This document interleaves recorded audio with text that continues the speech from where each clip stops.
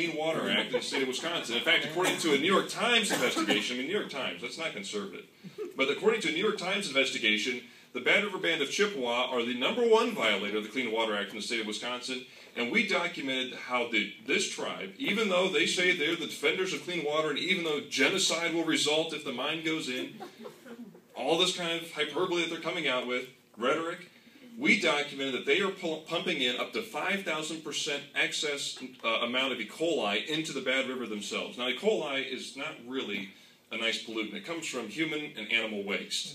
Okay. They were not even beginning to treat their water to measure up to federal standards, and yet they're going out there saying, oh, you know what, this mine can't go in, even though the mine, you can bet your last dollar, would be held to the strictest environmental standards as possible by the EPA.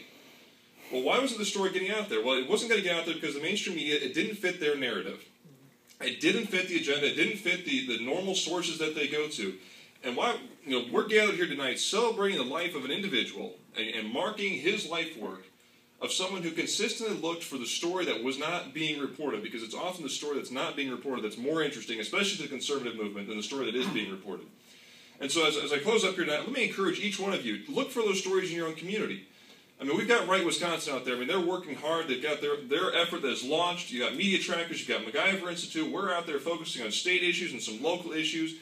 But in those local school board races, judicial races, we've got an entire election coming up here in April. Look at those local candidates. Find out who they are. Look at I Verify the Recall. It's an excellent resource. Check that database out. See where these individuals stand. You can become your own Andrew Breitbart simply by writing a letter to the editor and exposing some bias, exposing some angle that nobody ever thought of.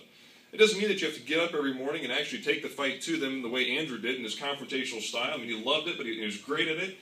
But you yourself can actually live out that idea of the conservative new media, because every time you and I, as conservatives, decide to look at the news and report the news as we see it and report the facts as we come across it, it's taking a sledgehammer to the old media and the established paradigm that has existed for too long, I think.